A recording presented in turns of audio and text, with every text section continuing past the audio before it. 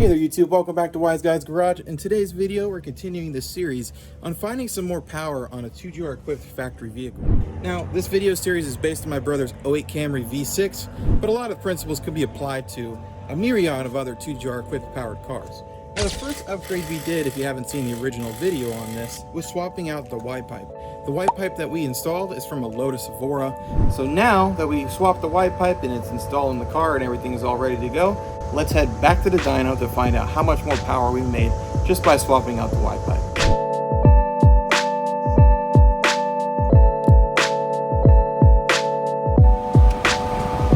Alright, so we're pulling up into the shop now.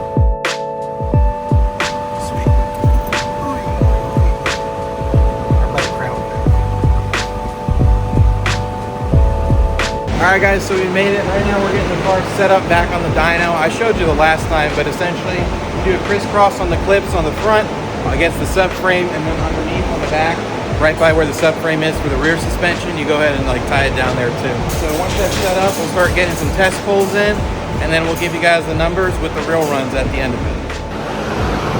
Look at this thing. Got a turbo B series under there.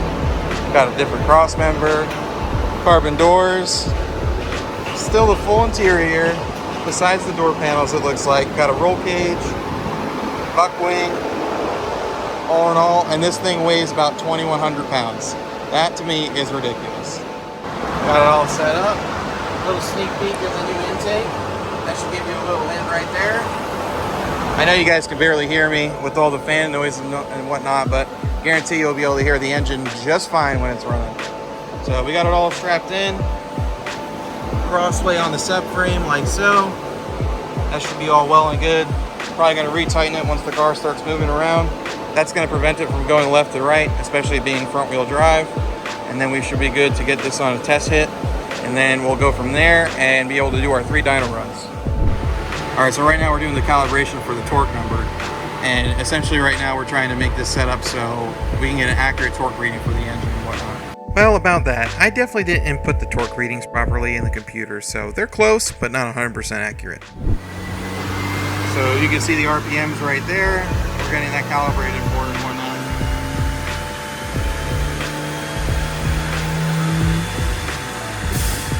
And now we should be good.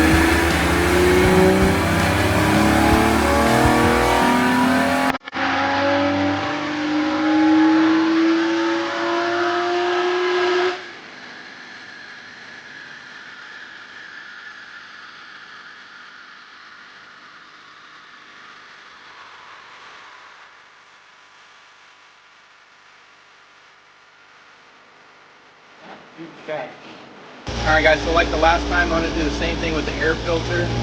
Just took it off to see, if it makes any difference and whatnot.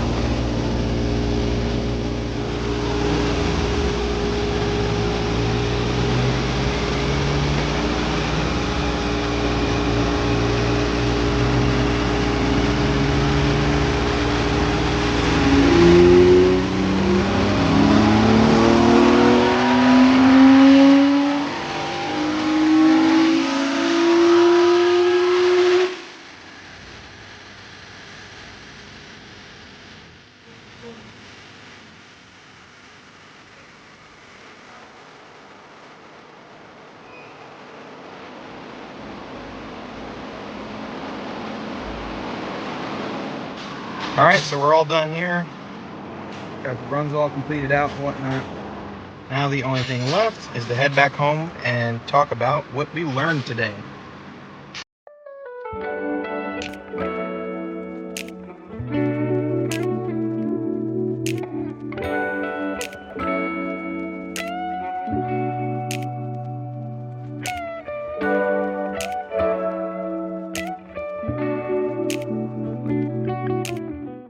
Alrighty guys, so we're back from the dyno, and of course, since I live in Florida, it's starting to rain, so what else is new? Now, if you remember right on the first video, if you haven't seen that one first, go ahead and check that out, that the first dyno runs that we did it with the air filter and cold air intake that was on the car, and it made around 232 wheel horsepower. Now, after swapping out the Y-Pipe and everything, the peak numbers that we got was around 250 wheel horsepower, just to make it easy. Now, when we did the next dyno run, when it was making around 250 wheel horsepower, one other thing that we did swap was the intake tube. You can see it right there. The velocity stack is from Frankenstein Motorworks, and then the rubber intake tube or boot part of it is just from Amazon, and then the actual breather port on there is from a boat, and I can leave all those parts in the video description. If not, it's going to be in a pinned comment because I don't have enough subscribers yet to leave a video link in my description. So moving right along, let's start discussing the data points here. So on the first run, and the first time we were there, we did do one run that didn't have the air filter on it. It made around 248 wheel horsepower. Now this number is real close to that 250 wheel horsepower, right? My theory is at this point, since we have that intake system on it now, the math readings aren't going to be read incorrectly. The whole point of a velocity stack is to smooth out the airflow and suck in air from the side of the inlet. Now we did do the Y-Pipe swap from the Evora, and you know, there's a 2 wheel horsepower difference between the run with the Y-Pipe swap and then the run without the air filter. So at this point, I honestly believe that the rest of the exhaust system is to blame for the horsepower limitations. Now I do have a theory and a reason behind why I say that is what it is, because a gentleman, Austin, swapped a E351 manual transmission in a Toyota Sienna, which has basically the exact same setup as what we got here. And what he did is he did one dyno run without a dump pipe, basically running it through the stock exhaust system, and it made 253 wheel horsepower. The run that he removed it and basically put a dump pipe with a side muffler underneath, it made 273 wheel horsepower. Now this is a huge difference between the two. But one thing that is the common denominator is the stock exhaust system on these cars, right? So, noting that it is that close in horsepower, and he did it through the stock exhaust system with the full custom headers and a Y-Pipe on it, I'm willing to suspect that the rest of the exhaust is the reason why we're stuck at that 250 wheel horsepower number. Which now brings me to my 1991 Toyota MR2. Now, this car essentially has the exact same drivetrain in it. And why is this data significant? Well, the original swap that was completed in around 2009 that we have documented data on, with the bone stock ECU, with no flash, literally just a key taped to the immobilizer tone ring, and some nice flowing exhaust system, made 273 wheel horsepower. Now, why is this number significant? If you remember earlier when I mentioned the gentleman Austin did a manual transmission swap on a Toyota Sienna, when he had it set up for the dump pipe, it made around the same exact horsepower.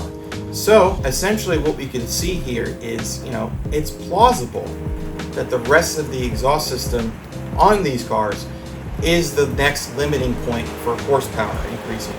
So what is the next step for us to increase our horsepower in the 2GR powered car? What I want to do before we do any more modifications to it is to address the remaining exhaust system.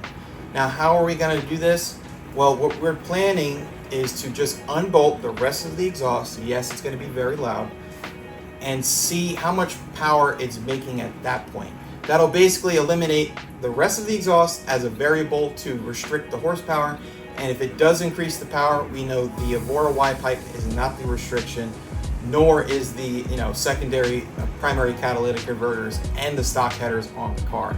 So if it doesn't increase horsepower and it stays to be the same, then we know that either A, the Evora Y-Pipe needs to be addressed, or the stock manifolds need to be addressed. Now, is it the catalytic converters themselves or the manifolds themselves?